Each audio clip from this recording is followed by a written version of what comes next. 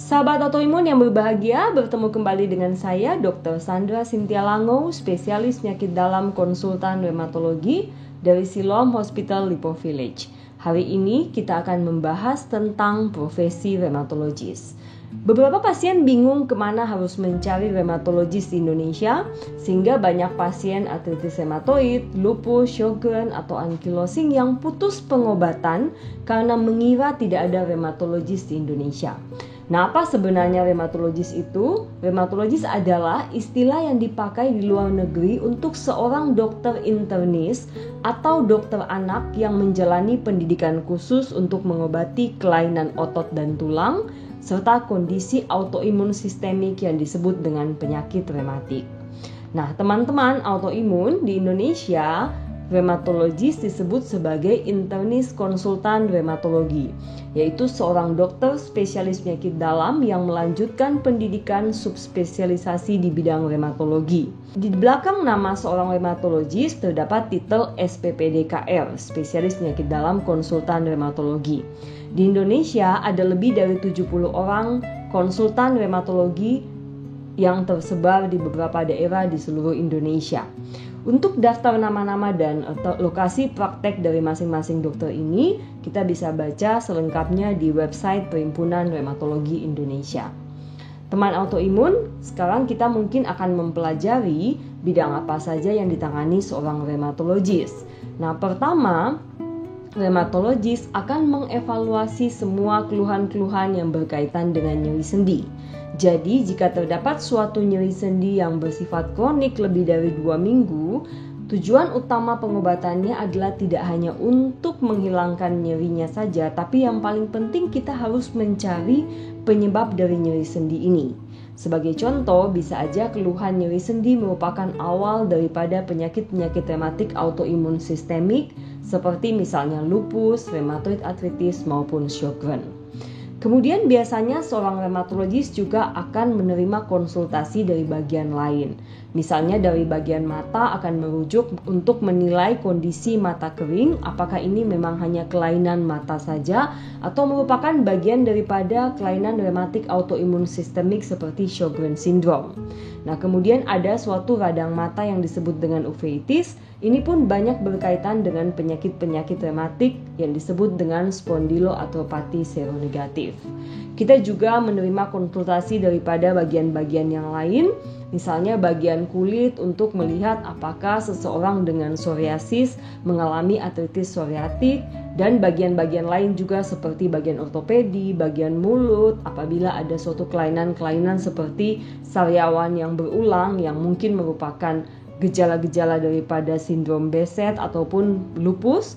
Kemudian juga dari bagian gastroenterologi apabila terdapat suatu radang sendi pada inflammatory bowel disease atau pada keadaan-keadaan radang usus.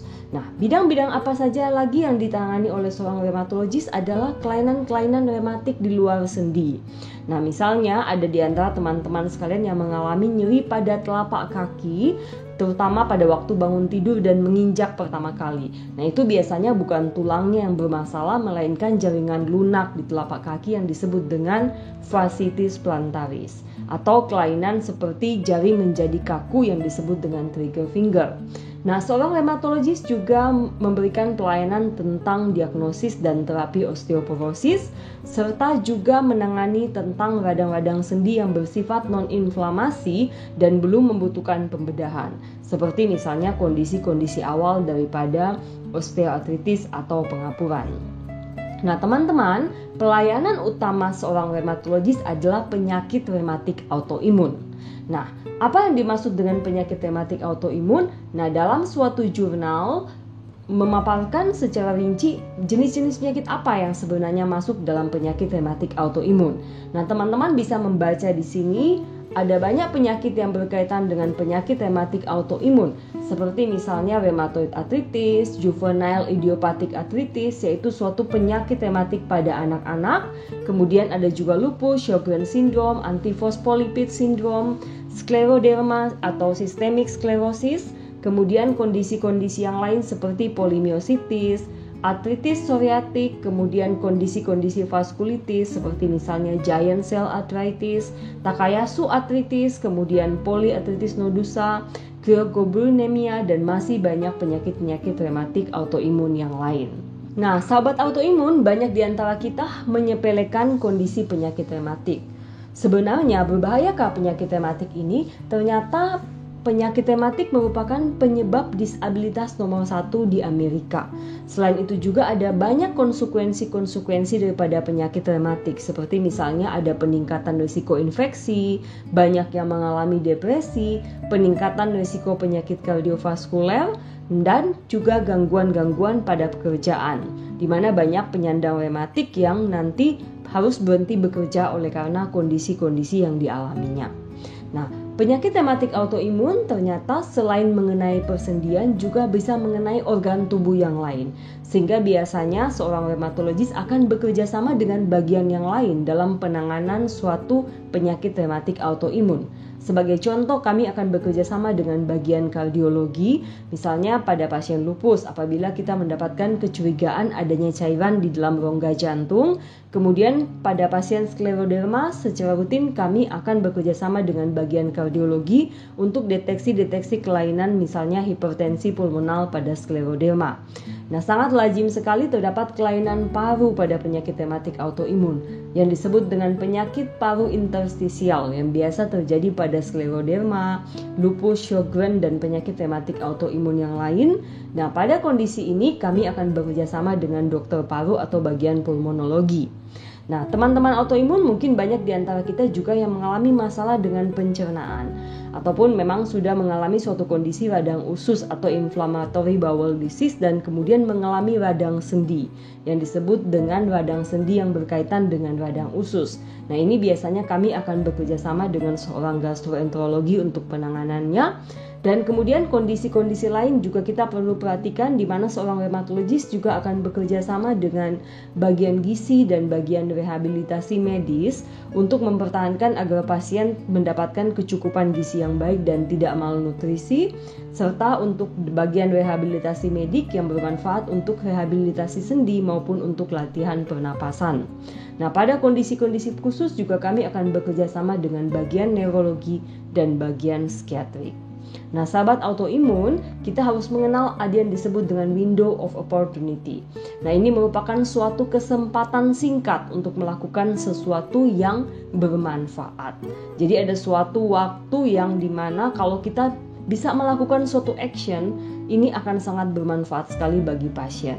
Nah, untuk suatu penyakit rematik, waktu kurang dari 12 minggu adalah suatu masa emas untuk penyakit rematik autoimun, di mana Anda harus bertemu seorang rheumatologis pada saat ini.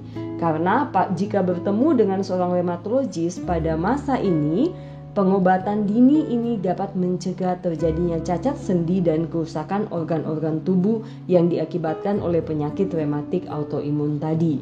Nah, sebagai contoh di sini, apabila Anda menyandang artritis rheumatoid dan jika bertemu dengan rheumatologis kurang dari 3 bulan atau lebih cepat lagi dari waktu 3 bulan ini sejak timbul pertama kali nyeri, hasil pengobatan akan sangat baik, belum terjadi cacat sendi sehingga mudah mencapai remisi atau tenang dalam pengobatan. Namun apabila dibiarkan berlarut-larut dan terlambat, misalnya lebih dari 1 tahun dan tidak mendapatkan pengobatan khusus oleh karena tidak terdiagnosis, biasanya ini akan lebih sulit untuk ditangani dan biasanya membutuhkan obat yang dosisnya lebih tinggi serta ada risiko sudah terjadi cacat sendi. Contoh yang kedua adalah pada penyakit lupus. Jika diobati sejak awal, mungkin hanya membutuhkan obat yang minimal dalam kondisi di mana fungsi organ masih sangat normal. Namun jika sudah terlambat diobati, biasanya sudah terjadi gangguan ginjal, otak, atau jantung, paru, dan sebagainya.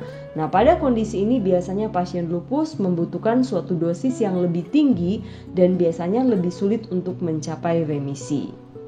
Nah, sahabat autoimun, pesan saya adalah jangan pernah menyepelekan keluhan nyeri sendi Anda. Konsultasikan dengan seorang rheumatologis, internis, konsultan rheumatologi untuk kepastian diagnosis. Anda akan mendapatkan suatu terapi spesifik untuk penyakit rematik autoimun yang Anda alami. Jadi tidak hanya mendapatkan steroid atau tidak hanya mendapatkan obat penghilang sakit biasa. Jangan menunda pengobatan dan mengabaikan masa emas yang disebut dengan window of opportunity ini. Penghilang sakit, jamu, steroid, dan suplemen makanan bukan solusi utama untuk penyakit rematik autoimun. Demikian penjelasan saya, semoga bermanfaat untuk kita semua. Sampai bertemu kembali dalam Instagram rematik autoimun yang berikutnya. Terima kasih.